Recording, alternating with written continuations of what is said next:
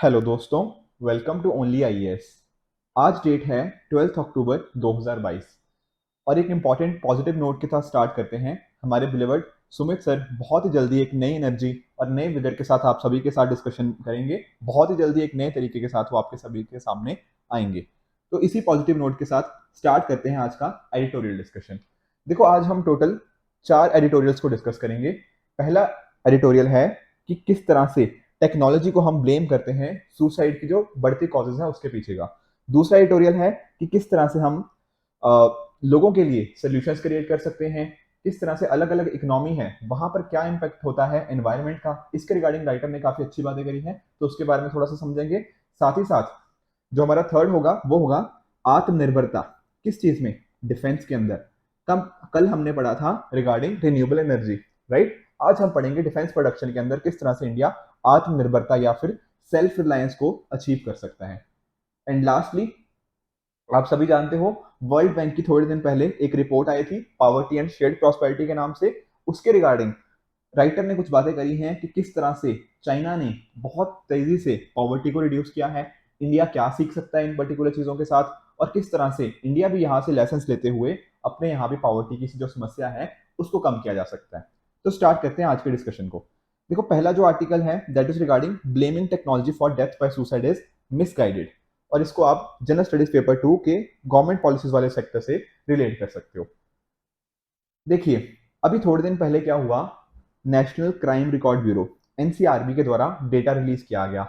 अब आप सभी जानते हो कि एनसीआरबी को 1986 में सेटअप किया गया था, जिसके अंदर इंडिया में अलग अलग क्राइम्स के रिगार्डिंग इंफॉर्मेशन, अलग अलग क्रिमिनल्स के रिगार्डिंग इंफॉर्मेशन, ताकि इन्वेस्टिगेटर को असिस्ट करने में हेल्प मिल पाए। ठीक है, जो टंडन कमेटी थी उस टाइम की, एज वेल एज जो मिनिस्ट्री ऑफ होम अफेयर की जो टास्क फोर्स थी, उनकी रिकमेंडेशन के बेसिस पे सेटअप किया गया था। यहाँ पर देखिए, साथ ही साथ एनसीआरबी का जो रोल है वो ओवर द टाइम काफी बढ़ता गया है। जैसे कि आप जानते हो, crime and criminal tracking network system CCTNS, यहाँ पर भी इस पर्टिकुलर चीज की रिस्पॉन्सिबिलिटी कि कैसे इसको मॉनिटर करना है, कैसे कोऑर्डिनेट करना है, कैसे इंप्लीमेंट करना है। अलग अलग पुलिस स्टेशन में जो अलग अलग एफआईआर हो गया, ये जो अलग ऑफिस होते हैं उनको किस तरह से कनेक्ट करना है, वो सारी चीजें सीसीटीएनएस के थ्रू होती हैं। बट डेफिनेटली एनसीआरबी की कॉरस्पॉन्डिंग इस पर रिस्पॉन्सिबिलिटी होती है। इसके साथ ही इंडिया में कितने क्राइम्स हो रहे हैं, जैसे कि क्राइम इन इंडिया हो गया, ठीक है, accidental deaths, suicide deaths, present statistics, इस तरह की चीजें एनसीआरबी के द्वारा करी जाती है। तो यहाँ पर राइटर हमें क्या बता रहे हैं? देखिए, राइटर बता रहे हैं कि अगर आप देखेंगे सुसाइड रेट की जो टेंडेंसीज हैं तो आपको पता लगेगा कि 2021 में लगभग 1.64 लाख सुसाइड हमें देखने को मिले। तो पूरे साल में इतने 1.64 लाख के करीब हमें सुसाइड देखने को मिले, और इसमें से लगभग 1/4 दैट इज 25% सुसाइड किसके थे? डेली वेज अर्नर्स के, यानी कि 42,000 सुसाइड तो डेली वेज अर्नर्स के कॉरस्पॉन्डिंग हमें देखने को मिले। अब यहाँ पर राइटर एक बात बोल रहे हैं कि आज के टाइम पे पता क्या हो रहा है, आज के टाइम पर हम टेक्नोलॉजी को बहुत फोकस में लेके आ रहे हैं। किस तरह से? यहाँ पर इस तरह से बोला जा रहा है कि जो टेक्नोलॉजी है उसको ऐसा मान रहे हैं कि कहीं ना कहीं सुसाइड के पीछे का कारण एक मेजर टेक्नोलॉजी है, राइट। तो टेक्नोलॉजी से को होता क्या है, सोशल डिस्ट्रेस हो सकता है, पब्लिक पॉलिसी का कंसर्न भी साथ साथ इसके साथ रिलेट हो रहा है। अब देखो, जैसे फॉर एग्जांपल आपको एग्जांपल से समझाते हैं। आप देख रहे हो टेक्नोलॉजी की वजह से क्या हो रहा है, साइबर बुलिंग के केसेस बहुत सारे बढ़ रहे हैं, ठीक है ना। आप कई बार अपने सोशल मीडिया पे जाते हो, मान लीजिए आप इंस्टाग्राम पे गए, तो वहां पर आप जाकर देखते हो कि लोगों के पास तो बहुत पैसा है, लोग तो हर जगह अपनी वेकेशन कर रहे हैं, और मैं यहाँ पे अपने घर पे बैठ के पढ़ रहा हूँ, राइट। तो इस वजह से कई बार हमारी सेल्फ स्टीम में दिक्कत आती है, ठीक है, में चेंजेस आते हैं, बिंज वॉचिंग हमें देखने को मिलती है, ठीक है। उस वजह से एक इंसान की मेंटल हेल्थ के ऊपर काफी नेगेटिव इंपैक्ट पड़ सकता है। इससे डिप्रेशन हो गया, इस तरह की चीजें हो सकता है कि साइबर बुलिंग जैसी चीजों की वजह से हमें सुसाइड के बीच में टेंडेंसी जो देखने को मिलती है आजकल के यूथ के अंदर वो काफी बढ़ गई है। अब राइटर यहाँ पे ये बात बोल रहे हैं कि हो सकता है कि टेक्नोलॉजी से ये चीजें बड़ी हों, बट ऐसा नहीं है कि टेक्नोलॉजी ही मेजरली इसके लिए रिस्पॉन्सिबल है। इसके लिए इसके पीछे की रिस्पॉन्सिबिलिटी और भी कारणों पे आती है, उनको हमें समझने की जरूरत है। जैसे कि राइटर कह रहे हैं कि ना ही टेक्नोलॉजी कोर है इस पर्टिकुलर प्रॉब्लम का, जो सुसाइड इतने ज्यादा बढ़ रहे हैं, ना ही हम ये कह सकते हैं कि अगर हमने टेक्नोलॉजी को अच्छे से यूज किया तो हम सुसाइड को प्रिवेंट कर सकते हैं। ऐसा भी नहीं है। तो what is the need? Need है कि एक प्रॉपर कॉम्प्रिहेंसिव अंडरस्टैंडिंग डेवलप करी जाए कि सुसाइड के पीछे का कारण क्या है, और एक बार हमने उसके कारण को ढूंढ लिया, फिर उसको ठीक करने के तरीके ढूंढे जाए। जैसे राइटर ने कुछ एग्जांपल्स दिए हैं, आप समझते हैं जैसे एग्जांपल्स को। देखिए, साइबर बुलिंग और सुसाइडल थॉट्स के बीच के जो एक तरह का लिंक है ना, इसको कोई मना नहीं कर सकता। अगर देखो आजकल ऑनलाइन किस तरह से ट्रोलिंग होती है, लोग एक दूसरे को बुली करते हैं, उससे डेफिनेटली इस चीज की टेंडेंसी तो बढ़ जाती है। पर राइटर क्या बोल रहे हैं कि बुली तो उनकी भी हुई है जो कहीं ना कहीं जो थे, जो इन पर्सन भी बुलिंग होती है। तो एक्चुअल में रीजन पीछे का टेक्नोलॉजी नहीं है, रीजन पीछे का क्या है, बुली किया जाना।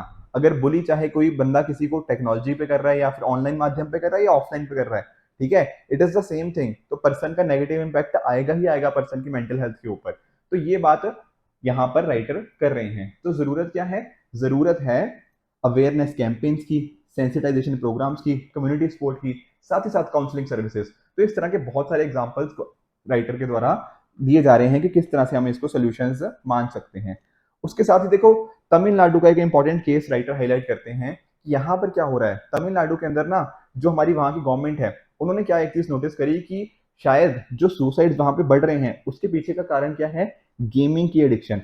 आप देख रहे हो आजकल नई नई गेम्स आ रही हैं कि ऑनलाइन रमी खेल लो, ठीक है, इस तरह की चीजें। तो ये जो गेम्स हैं जहां पर पैसा इन्वॉल्व होता है, अब अक्सर लोग यहाँ पे पैसा अपना हार जाते हैं, एंड उसके बाद कहीं ना कहीं वो सुसाइड या इस तरह की चीजों में या मेंटल हेल्थ को नेगेटिवली उनकी इम्पैक्ट होती है।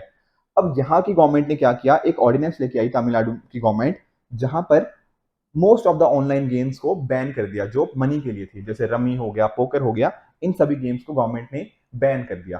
पर बाकी जो काफी सारी और स्टडीज हुई, उन्होंने ये चीज पाई कि जो एक्चुअल में डेथ्स हो रही थी या सुसाइड्स हो रहे थे, उसके पीछे का कारण ऑनलाइन रनिंग गेम्स उतना भी नहीं है जितना वहां की गवर्नमेंट ने मान लिया।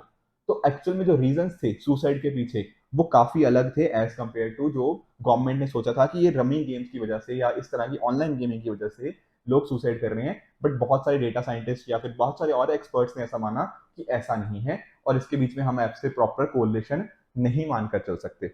और देखो तमिलनाडु का केस भी देखो, तमिलनाडु के अंदर तो बहुत ज्यादा हमें सुसाइड्स देखने को मिलते हैं। और राइटर यही बात कर रहे हैं कि पॉलिसी रिस्पॉन्स अभी एडिक्वेट नहीं है, अभी और स्टेप्स लेने की जरूरत है। ये जो पर्टिकुलर चीज हमने करी ना कि गेमिंग को बैन कर दिया, हमारे पास इसके पीछे का कोई ज्यादा बड़ा रीजन नहीं है, हम इसके पीछे का कोरिलेशन अभी एस्टेब्लिश नहीं कर पाए। तो जरूरत क्या है, फर्दर और इस अंदर डिग डीप करने की, ताकि हम प्रॉपर प्रॉब्लम को समझ पाए एंड उसके बेसिस पे हम सोल्यूशंस को लेकर आ पाए। और देखिए एनसीआरबी की अगर बात करें तो जो रीजंस हैं सुसाइड के पीछे वो क्या हो सकते हैं। कुछ हो सकता है फैमिली प्रॉब्लम्स, काफी बार देखा गया है कि एक पर्टिकुलर फीमेल की हो सकता है इन लॉज के साथ ना बनती हो, या एक हस्बैंड वाइफ के बीच का झगड़ा हो। इस तरह के बहुत सारे इश्यूज एनसीआरबी के द्वारा देखे गए हैं जो कहीं ना कहीं सुसाइड का कारण बनते हैं। उसके अलावा इलनेस हो गया, कोई ऐसी बीमारी होगी कि काफी ज्यादा उसके लिए ट्रीटमेंट के लिए कॉस्ट चाहिए, वो इश्यूज आ सकते हैं। सब्सटेंस अब्यूज हो गया, साथ ही साथ मैरिज या लव रिलेटेड इश्यूज, ठीक है, यहाँ पर ये पर्टिकुलर केसेस भी हमें इंडिया में काफी देखने को मिलते हैं कि किसी ठीक है ना, कि मैरिज ना हो पाने की वजह से किसी पर्टिकुलर पर्सन के साथ लोग सुसाइड कर लेते हैं। तो इस तरह की चीजें कहीं ना कहीं 2/3 कंट्रीब्यूट करती हैं सुसाइड्स के अंदर। तो मेजर इशू यहाँ पर ही है। तो इसी तरह से जैसे तमिलनाडु की गवर्नमेंट को भी क्या चाहिए, इन रूट कॉजेस को एड्रेस करे। जरूरत क्या है, एक होलिस्टिक रिस्पॉन्स की, हम पीछे के उसके पीछे का रीजन समझे। जैसे बात करी थी ना बुलिंग की, तो बुलिंग के पीछे का ये नहीं है कि टेक्नोलॉजी को बैन कर दो, नहीं, आप वो बुलिंग के पीछे का रीजन ढूंढो, क्यों करी गई बुलिंग। बुलिंग चाहे ऑनलाइन में हो चाहे ऑफलाइन में हो, वो चीज गलत है तो गलत है, बात टेक्नोलॉजी की नहीं है यहाँ पे। तो एक टॉप डाउन अप्रोच नहीं चलेगी, हमें क्या चाहिए, हमें चाहिए एक बॉटम अप अप्रोच, जहां पर लोगों को, कम्युनिटी को इन्वॉल्व किया जाए मेंटल हेल्थ के ऊपर, ठीक है, साथ साथ सुसाइड को कैसे प्रिवेंट करना है इसके ऊपर। इसके अलावा देखो राइटर ये भी बात करते हैं कि ऐसा नहीं है कि हमें सिर्फ कुछ हाई प्रोफाइल इंसिडेंट्स के ऊपर बात करनी है।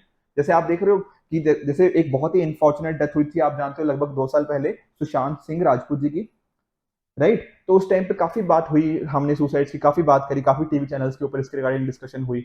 बट हमें सिर्फ उन हाई प्रोफाइल इंसिडेंट्स की बात करके ही रुक जाना चाहिए, नहीं, हमारी कम्युनिटी को इसके रिगार्डिंग हमें इन्वॉल्व करना है। हमें देखना है कि हर लाइफ को बचाया जा पाए, चाहे वो किसी एक्टर की हो, चाहे किसी क्रिकेटर की हो, चाहे फिर वो आम इंसान की ही क्यों ना हो। हर एक लाइफ बहुत कीमती है और उनको हमें बचाने के लिए पूरा प्रयास हमारी कम्युनिटी ही प्रॉपरली कर सकती है। इसी साथ में राइटर ये भी बात कर रहे हैं कि टेक्नोलॉजी को यूज कर कर भी हम क्या कर सकते हैं, हम सुसाइड को प्रिवेंट कर सकते हैं। किस तरह से, देखिए जैसे मान लीजिए मेंटल हेल्थ आउटकम को ठीक करना है ना, तो वहां पर टेक्नोलॉजी का रोल आ सकता है। हमारी गवर्नमेंट ने national tele mental health programme, इस तरह के डिफरेंट डिफरेंट प्रोग्राम्स भी चलाए हैं ताकि लोगों की मेंटल हेल्थ को हम इंप्रूव कर पाए, राइट। तो एक चीज इस तरह से, बट राइटर ये भी बोल रहे हैं कि टेक्नोलॉजी ना ही एक कारण है, ना ही सबसे बड़ा कारण है सुसाइड्स का, ना ही सबसे बड़ा सोल्यूशन है। ऐसा भी नहीं है कि टेक्नोलॉजी को हमने ठीक कर लिया तो सारे के सारे सुसाइड रुक जाएंगे, नहीं। Technology can be one of the solutions but it is not the only solutions. तो हमें क्या जरूरत है, अगर इस पर्टिकुलर तरह की चीजें होती हैं तो यहाँ पे लोगों को हेल्प सीख करनी चाहिए, काउंसलिंग हो गया, साथ ही साथ गवर्नमेंट ने भी इसके रिगार्डिंग कुछ स्टेप्स लिए हुए हैं, तो उनको अगर हम इंप्लीमेंट करते हैं तो डेफिनेटली इस चीज को प्रिवेंट किया जा सकता है।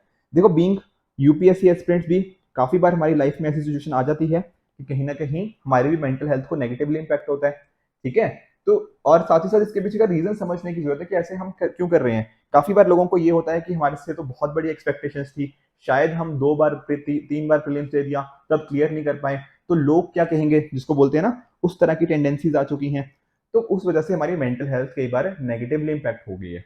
तो हमें क्या जरूरत है, देखो एज स्टूडेंट्स हमें स्पेशली इंश्योर करना है कि हमारा फोकस क्या होना चाहिए, हमारा फोकस होना चाहिए कहीं ना कहीं अपनी प्रिपरेशन को और बेहतर करने में, ना कि इन पर्टिकुलर इश्यूज के पीछे करने में, ठीक है। तो कुछ आप सोल्यूशन देख सकते हो, जैसे मेडिटेशन, काफी बार ना इवन राइटर ने भी पॉइंट आउट किया है, बट अदरवाइज भी मेडिटेशन हो गया, फिजिकल एक्टिविटीज थोड़ा हो गया इस तरह की, या फिर आप अपने ना जो अपने क्लोज फ्रेंड्स, अपनी फैमिली, उनके साथ बात कर सकते हो। तो इस तरह की चीजें आपको जरूरत है कि आप इन चीजों को मैनेज करो, इनको सॉल्व करो। आई अंडरस्टैंड सबकी लाइफ में कुछ ना कुछ प्रॉब्लम्स आती हैं, कुछ ना कुछ प्रॉब्लम्स में कुछ इश्यूज आते ही हैं, but the solution is not in running away from them but in facing them, ठीक है ना। तो अगर इस तरह की कोई सिचुएशन आती भी है तो आपको आपको इस चीज को समझना चाहिए कि हाँ ठीक है, मेरी लाइफ में ये प्रॉब्लम है, but I it is in my capacity कि मैं इस प्रॉब्लम को सॉल्व करना जानता हूँ। मेंटल हेल्थ एक मेजर कंसर्न है आज के टाइम पे ऊपर, एंड डेफिनेटली अगर हम सारी कम्युनिटी इसमें अच्छे से काम करें तो इस पर्टिकुलर प्रॉब्लम को सॉल्व किया जा सकता है, राइट। तो चलते हैं नेक्स्ट आर्टिकल की तरफ।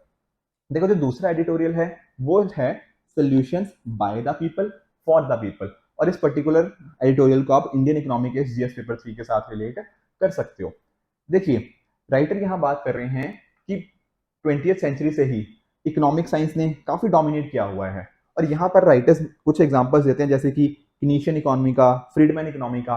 देखो, जब हम बात करते हैं कीन्स इकोनॉमिस्ट, तब इसकी बात क्या होती है, यहाँ पर फोकस होता है गवर्नमेंट के एक्सपेंडिचर के ऊपर।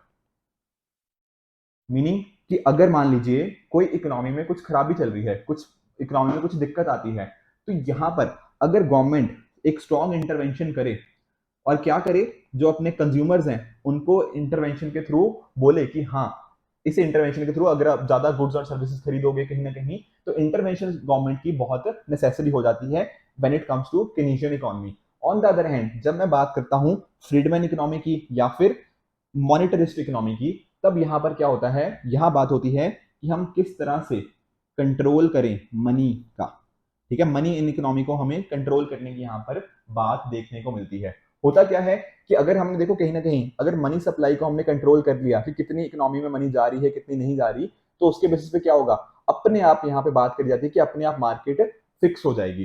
तो ये होते हैं दो पर्टिकुलर व्यू पॉइंट्स, एक हो गया फ्रीडमैन इकोनॉमी का, या जिनको आप मॉनिटरिस्ट भी बोल सकते हो, उधर on the other hand Keynesian economy, जिसको आप वेलफेयरिस्ट भी बोल सकते हो।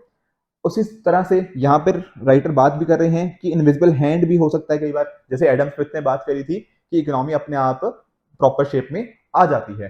पर यहाँ पर देखो, राइटर बोल रहे हैं कि आप किसी भी इकोनॉमी साइड को मानते हो, चाहे आप कीन्स की बात को मानो, चाहे आप मिल्टन फ्रीडमैन की बात को मानो, पर यहाँ पर दोनों में बात तो मनी की ही हो रही है, बात तो जीडीपी की हो रही है, तो ये बात तो दोनों में एसेंशियल है।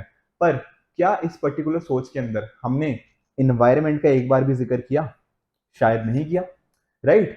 और यही बात करती है एक शिफ्ट की, हमें एक इस अपनी जो सोच है ना उसमें एक शिफ्ट लाने की जरूरत है। किस तरह का शिफ्ट, जहां पर हम एनवायरनमेंट को, हमारी अर्थ को भी कंसिडर करें। देखो, आप सभी जानते हो कि 1972 में क्या हुआ, कुछ साइंटिस्ट मिले, उन्होंने अपने आप को क्या बोला, क्लब ऑफ रोम, और एक तरह से उन्होंने एक अपनी रिपोर्ट पब्लिश करी, that is limits to growth. और इसके बेसिस पे उन्होंने देखा कि किस तरह से हम जो हमारी अर्थ की कैपेसिटी है उसको काफी तेजी से डिस्ट्रॉय कर रहे हैं, जो उसकी रिन्यूएबल कैपेसिटी है, ठीक है ना। और इसके बेसिस पे ही फिर फर्दर हमने क्या किया, जैसे 1987 में ब्रेंटलैंड कमीशन बना। तो इस तरह की चीजें हमने तब से स्टार्ट करी। तो यहाँ पर क्या हुआ, एक तरह से हमने इंट्रोड्यूस किया कि हाँ, हमारी जो अलग अलग कैलकुलेशंस है, जो हम जीडीपी ग्रोथ की बात कर रहे हैं, इकोनॉमी को आगे लेके जाने की बात कर रहे हैं, वहां पर प्लेनेट की क्या हेल्थ है, हमारी धरती की क्या हेल्थ है, हमारे एनवायरनमेंट की क्या सिचुएशन है, इन चीजों को भी इंक्लूड करना जरूरी है। ये बातें यहाँ पे राइटर कर रहा है। एंड इवन देखो, हमने कल भी डिस्कशन किया था वन हेल्थ कॉन्सेप्ट के बारे में, वहां पर भी तो क्या था, हम इन्वायरमेंट की हेल्थ को साथ में ही तो ले रहे थे। तो राइटर भी यही बात कर रहे हैं कि इन सभी चीजों को भी हमें यहाँ पे देखने की जरूरत है। एक्चुअल में देखो क्या हुआ कि पहले इस तरह की चीजों को हम इंक्लूड नहीं करते थे। जैसे कि बात यहाँ पे राइटर क्या कर रहा है, अनब्राइडल्ड प्राइवेट एंटरप्राइजेस। अनब्राइडल्ड मतलब जिसको हम कंट्रोल नहीं करते, बिल्कुल जब किसी चीज को कंट्रोल से बाहर छोड़ दिया जाता है तो क्या होता है, वो चीज बिल्कुल एक्सट्रीम हो जाती है। और यही चीज हमें यहाँ पे देखने को मिली। इवन देखो राइटर ने एग्जांपल्स दिए हैं थैचर, रेगन और शिकागो मॉडल की। ये क्या चीज है, देखो जो मार्गरेट थैचर थी वो यूनाइटेड किंगडम की प्राइम मिनिस्टर थी, कंजर्वेटिव प्राइम मिनिस्टर, कंजर्वेटिव उससे आती थी। ठीक है, तो उनके कुछ आइडियाज की यहाँ पे बात कर रही है। जैसे कि इनका आइडिया क्या था, थोड़ा प्राइवेटाइजेशन की तरफ फोकस था, कि जो अलग अलग मान लीजिए नेशनल इंडस्ट्रीज हैं उनको प्राइवेटाइज किया जाए, गवर्नमेंट का जो रोल हो वो थोड़ा कम रहे। ठीक है, तो प्राइवेट सेक्टर का ज्यादा रोल रहे, फ्री मार्केट की तरफ इनका थोड़ा झुकाव ज्यादा था। ठीक है, टैक्सेस के ऊपर, मतलब टैक्सेस ये चाहती थी कि कम चार्ज हो। ठीक है, तो इस तरह के इंडिविजुअलिटी के ऊपर ज्यादा फोकस था। तो ये सारी बातें यहाँ पे मार्गरेट थैचर के द्वारा करी जाती थी। उसी तरह से जो हमारे यूएस के प्रेसिडेंट थे रोनाल्ड रीगन, उनकी भी सोच काफी हद तक सिमिलर थी इसकी तरफ से। तो राइटर भी इन्हीं बातों को कर रहे हैं। पर कहीं ना कहीं राइटर ये भी बात कर रहे हैं कि बाद में हमने क्या देखा, 2008 का ग्लोबल फाइनेंशियल क्राइसिस, जहां पर हमें क्या पता लगा कि जब हम चीजों को अनरेगुलेटेड छोड़ देते हैं तब क्या दिक्कत आती है। तो फाइनेंशियल क्राइसिस ने उसमें इंपैक्ट डाला डेफिनेटली। फिर बाद में G7 कंट्रीज हो गया या G20 भी हो गया, इनफैक्ट उन्होंने कोशिश करी अपने इस फाइनेंशियल सिस्टम को स्टेबलाइज करने की। जो बड़े बड़े too large to fail institution थे, जैसे कि आप देख लीजिए लीमन ब्रदर्स कोलैप्स हुए। ठीक है, तो इस तरह के जब इंस्टीट्यूशंस को बेल आउट करना पड़ा, और इसका देखो negative impact in the and आया किसके ऊपर, मेरे और आपके जैसे कॉमन सिटीजन के ऊपर। बहुत सारे लोगों ने अपने घर खो दिए, बहुत सारे लोगों ने अपने जो लाइवलीहुड थे, अपने जहां पे जॉब करते थे, अनएम्प्लॉयड हो गए। ये सारी चीजें देखने को मिली। इन द एंड बहुत सारी जैसे कंट्रीज, जैसे कि आप देख लिए ग्रीस, ग्रीस ने एक ऑस्टेरिटी पैकेज लेके आया, जहां पर क्या हुआ, जहां पर टैक्सेस को बढ़ा दिया गया और साथ ही साथ जो स्पेंडिंग थी, जो खर्चा था वो कम कर दिया गया। उसकी वजह से क्या हुआ, उसकी वजह से लोगों की जिंदगी के ऊपर नेगेटिव इम्पैक्ट आया। गवर्नमेंट ने तो जो अपना बजट डेफिसिट था उसको मैनेज कर लिया, बट लोगों की जिंदगी के ऊपर तो नेगेटिव इम्पैक्ट आया ही आया।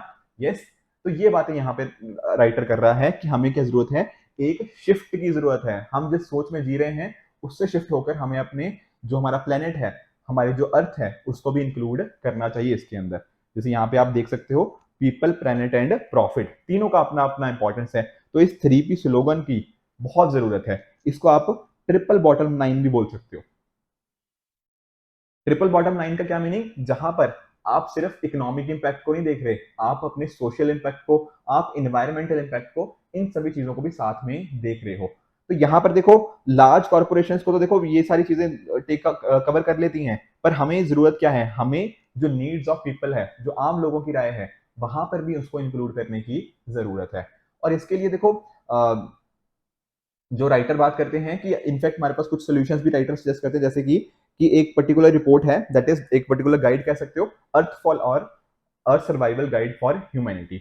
यहाँ पर क्या बात करी गई है, यहाँ पर बात करी गई है 5 चीजों की। व्हाट आर दे, पहला पॉवर्टी को खत्म करना, दूसरा वुमेन को एम्पावर करना, तीसरा क्लीन एनर्जी की तरफ ट्रांजिशन होना, ग्रॉस इनइक्वालिटी जो आप देखते हो ना ऑक्सफैम के अंदर, जैसे कि अमीर बहुत ज्यादा अमीर है, गरीब बहुत ज्यादा गरीब है, तो इस तरह की जो इनइक्वालिटीज हमें देखने को मिलती हैं, इनको ठीक करना, और food system healthy banana for people and ecosystem. तो अगर ये पांचों चीजों करें, कहीं ना कहीं इन चीजों को हम सॉल्व कर सकते हैं। और यहाँ पर राइटर ने 2 अलग अलग तरीकों की बात करी गई है कि देखो आज मान लो हम यहाँ पर खड़े हैं, हमें कहीं पहुंचना है, तो वहां पहुंचने के 2 तरीके हो सकते हैं। पहला तरीका क्या बोलते हैं writer, too little too late. और दूसरा तरीका क्या है, दूसरा तरीका है बिग लीप। ये क्या मीनिंग है, देखो अगर जिस तरीके से हम चलते आ रहे हैं उसका नाम है the too little too late. अगर हम इस तरह से चीजों को करते रहेंगे तो हमारा एनवायरनमेंट हो गया, हमारी सोसाइटी होगी, ये डेफिनेटली कोलैप्स करने वाली है। क्यों, क्योंकि हम बड़ी चीजें कुछ कर नहीं रहे, कुछ इंपॉर्टेंट चीजें नहीं कर रहे, जैसे अभी हमने डिस्कस करी। ऑन द अदर हैंड जब बात होती है बिग लीप की, यहां पर राइटर क्या बात कर रहे हैं, यहां पर क्या होगा, इक्विटेबल एक्सेस होगा टेक्नोलॉजी का। जो इनइक्वालिटीज आ रखी थी वो नहीं होंगी, और टेक्नोलॉजी को अच्छे ढंग से यूज किया जाएगा ताकि लोकल एक्टर्स की नीड्स को फुलफिल किया जा पाए, लोगों को फुलफिल किया जा पाए, लोगों की नीड्स को फुलफिल किया जा पाए, ना कि बड़ी बड़ी कॉरपोरेशन के कॉरस्पॉन्डिंग। तो यही है इन दोनों के बीच का difference. Too little too late में क्या होता है, इनइक्विटेबल जो डिस्ट्रीब्यूशन चला आ रहा है वेल्थ और पावर का, कि अमीरों के पास बहुत ज्यादा रिसोर्सेज हैं, गरीबों के पास बिल्कुल रिसोर्सेज नहीं है। इस चीज को, ये चीज होती है टू लिटल टू लेट के अंदर, पर बिग लीप के अंदर सबके पास अच्छी खासी मतलब इकोनॉमिक वेल्थ हो गया, इसके रिगार्डिंग जो चेंजेस लेके आ सकते हैं, दोनों के बीच में कैसे डिवीजन होना चाहिए, एक तरह सा ये सोशल जस्टिस की अप्रोच है। तो यहाँ पे राइटर इस चीज की बात कर रहे हैं कि हम अगर इस चीज की तरफ मूव करते हैं तो डेफिनेटली आने वाले फ्यूचर के अंदर हम बहुत अच्छे एक फ्यूचर की तरफ जा सकते हैं। उसके साथ ही राइटर ने ये भी बात करी है कि सोशल टेंशन की बात करी है, एवरेज वेलबींग की बात करी है। देखो, जहां पर कहीं ना कहीं अमीर बहुत अमीर होंगे और गरीब बहुत गरीब गरीब होंगे, जहां पर दोनों के बीच में डिफरेंस बहुत ज्यादा होगा ना, वहां पे सोशल टेंशन आएंगे ही आएंगे। सोचिए, जैसे मान लीजिए किसी के पास जॉब्स नहीं है या फिर पैसा नहीं है, तो होगा क्या, फ्यूचर के अंदर डेफिनेटली वहां पे बहुत सारी कॉन्फ्लिक्ट्स होंगे, बहुत सारी लड़ाइयां होंगी, बहुत सारे राइट्स हो सकते हैं, इस तरह की चीजें होंगी, पॉलिटिकली डिस्टेबलाइजेशन। तो इस तरह के इश्यूज हमें देखने को वहां पे ज्यादा मिलते हैं। ऑन द अदर हैंड, अगर हम गए अपने सेकंड अप्रोच की तरफ, that is the big leap approach, जहां पर इक्विटेबल डिस्ट्रीब्यूशन होगा, तो ये सारी चीजों को हम कंट्रोल कर सकते हैं, ये सोशल टेंशन को हमारे कमी लाई जा सकती है। आजकल के टाइम पे भी बहुत ज्यादा सोशल टेंशन देखने को मिलती है, चाहे आप अफगानिस्तान का इशू देख लीजिए, अर्मेनिया अजरबैजान का देख लीजिए, रशिया यूक्रेन क्राइसिस चल रहा है।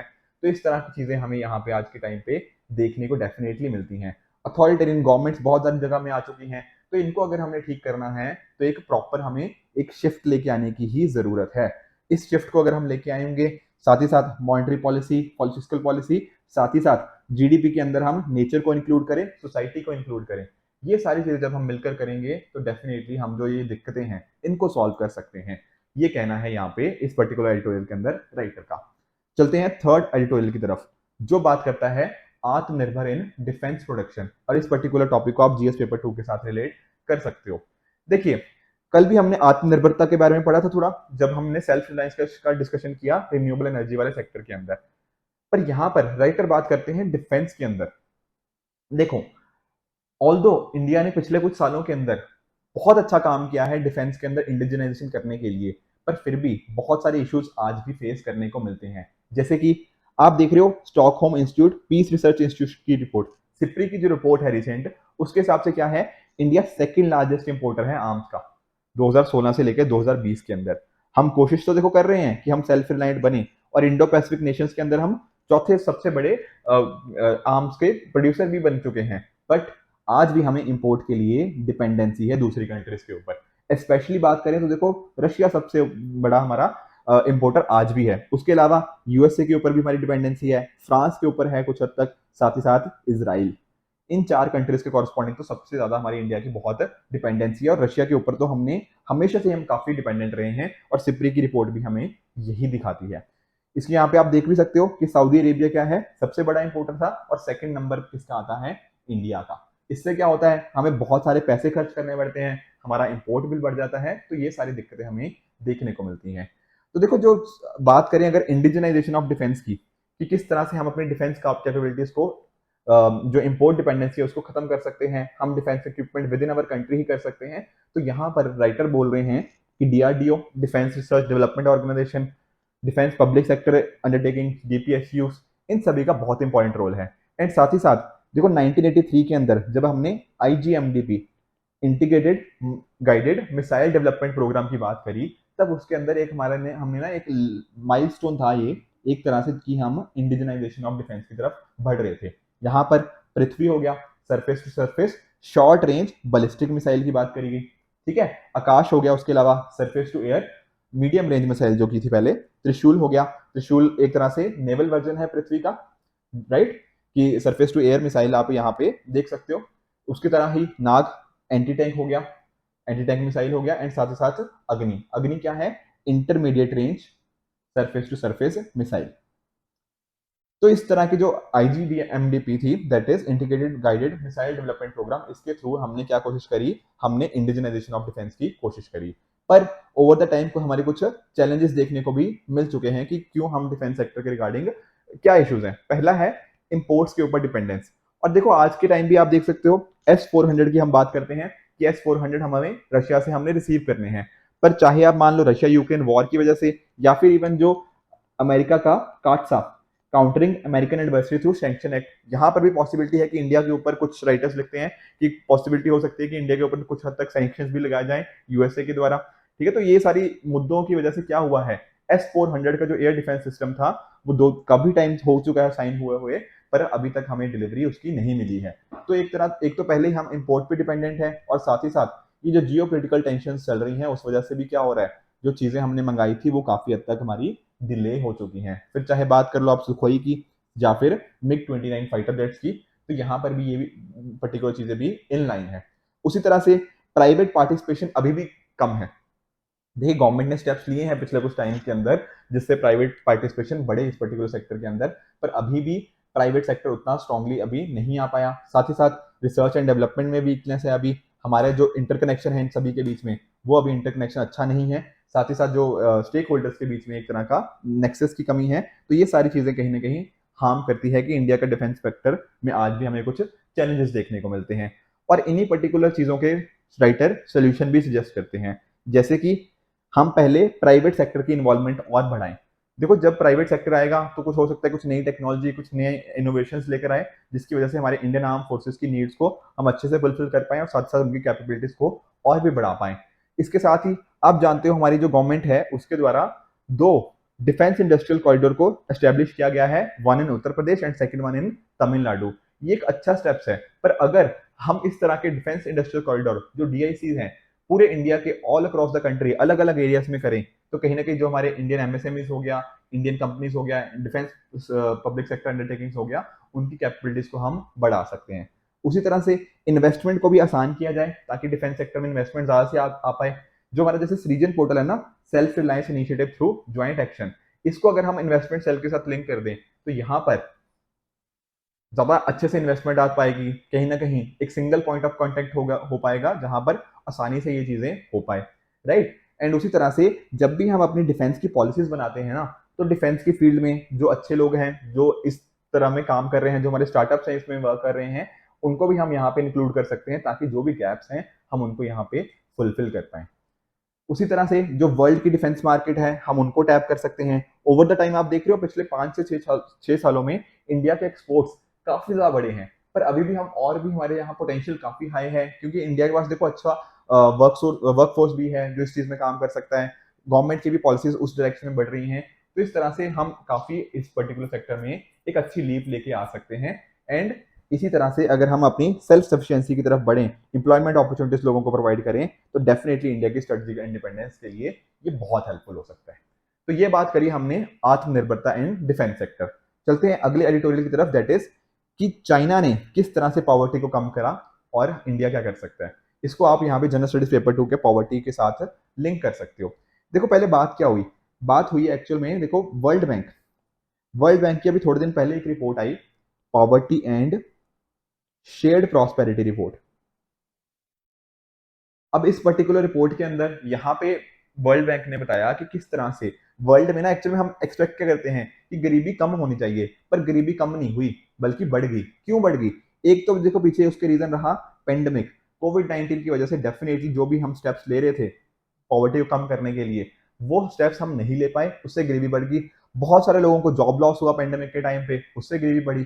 साथ ही साथ जो रशिया यूक्रेन क्राइसिस था उसकी वजह से भी बहुत सारे लोगों को एज अ माइग्रेशन करनी पड़ी, डिस्ट्रेस्ड माइग्रेशन थी, उसका भी नेगेटिव इम्पैक्ट आया, राइट। तो ये सारी चीजें हमें यहाँ पर देखने को मिली हैं। और हमारा जो गोल है ना कि 2023 तक sustainable development goal number 1 no poverty achieve करना है, उसके लिए एक मेजर सेटबैक लगा है। और ज्यादातर पॉसिबिलिटी अब यही है कि हम SDG 1 को अचीव नहीं कर पाएंगे। इस पॉवर्टी को हम जो हम चाहते थे कि पॉवर्टी को खत्म कर दे 2030 तक, उसको खत्म करना अब बहुत टफ होने वाला है।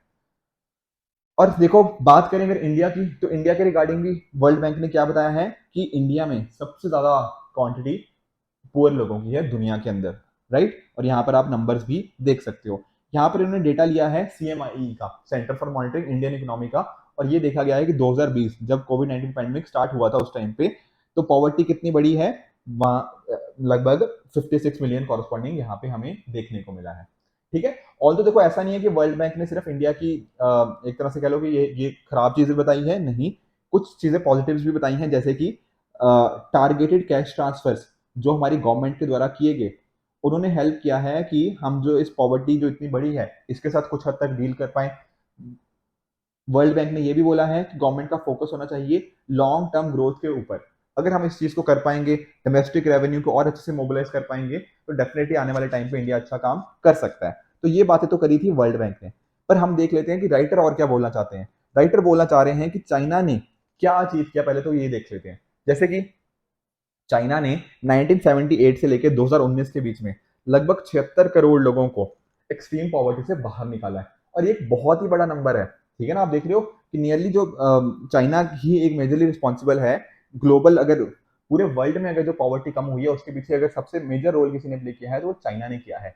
और इस चीज का ना आपको और पैरामीटर्स में भी मदद देखने को मिलेगी। किस तरह से, जैसे आप देख लो कि लाइफ एक्सपेक्टेंसी बट वो बढ़ गई, लोगों का एजुकेशन लेवल बढ़ गया, लोगों की हेल्थ लेवल्स बढ़ गए। तो ये सारी चीजें भी साथ साथ हमें देखने को मिलती हैं, और इसी वजह से ह्यूमन डेवलपमेंट इंडेक्स में भी चाइना ने एक छलांग लगाई है। इंडिया के केस में आप देख रहे हो पिछले काफी सालों से इंडिया ह्यूमन डेवलपमेंट इंडेक्स में लगभग 130 के आसपास ही चल रहा है। कभी एक दो पॉइंट्स ऊपर हो जाता है, कभी एक दो पॉइंट्स नीचे हो जाता है।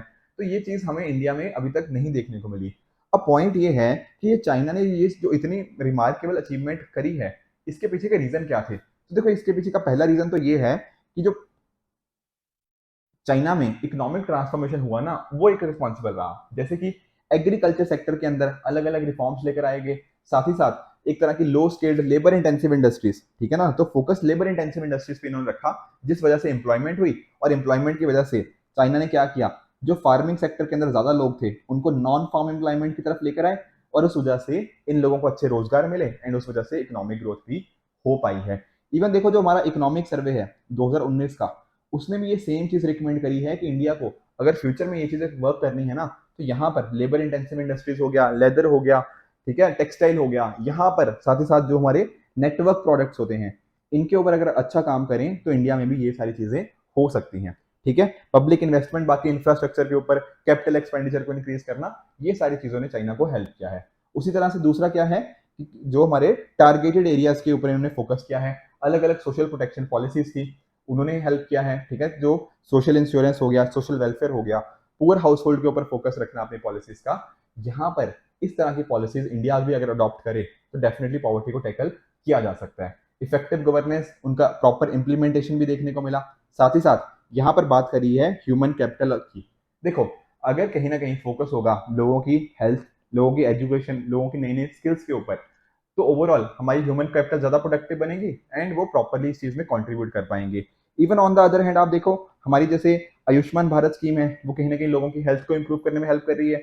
हमारी जो न्यू एजुकेशन पॉलिसी है, वहां पर भी इसके थ्रू भी हम अपने चीजों को और इंप्रूव कर सकते हैं। स्किल्स के लिए जैसे स्किल इंडिया मिशन हो गया, इस तरह से बहुत सारी गवर्नमेंट की स्कीम चल रही हैं। तो अगर इन स्कीम्स का हम प्रॉपरली इंप्लीमेंटेशन कर पाए तो हमारी इंडिया की ह्यूमन कैपिटल बढ़ेगी। ह्यूमन कैपिटल बढ़ेगी, इकोनॉमिक अपॉर्चुनिटीज बढ़ सकती हैं। जो एग्रीकल्चर में ज्यादा लोग हैं उसको हम ट्रांसफॉर्म कर सकते हैं। कल भी हमने डिस्गाइज अनएम्प्लॉयमेंट का मुद्दा देखा, उसको अगर हम टैकल करें, इन सारे मुद्दों को अगर हम टैकल करें, तो डेफिनेटली जिस तरह से चाइना काफी सक्सेसफुल रहा है पॉवर्टी को टैकल करने में, उसी तरह से इंडिया में भी यही सिमिलर इकोनॉमिक अपॉर्चुनिटीज आ सकती हैं, एंड उन्हीं के बेसिस पे इंडिया भी आने वाले फ्यूचर में जो पॉवर्टी को कम कर सकता है, एंड ओवरऑल ग्लोबल पॉवर्टी को कम करने में अपना एक बहुत इंपॉर्टेंट योगदान डेफिनेटली दे सकता है। तो फ्रेंड्स, ये थे आज के 4 एडिटोरियल। हमने डेफिनेटली इनको होलिस्टिक एंगल से समझने की कोशिश करी, ताकि एक प्रॉपर हमारी अंडरस्टैंडिंग डेवलप हो सके और मेंस के अंदर हम अच्छे आंसर लिख पाए। ठीक है, तो this is it for this video. Keep working hard, goodbye and good luck.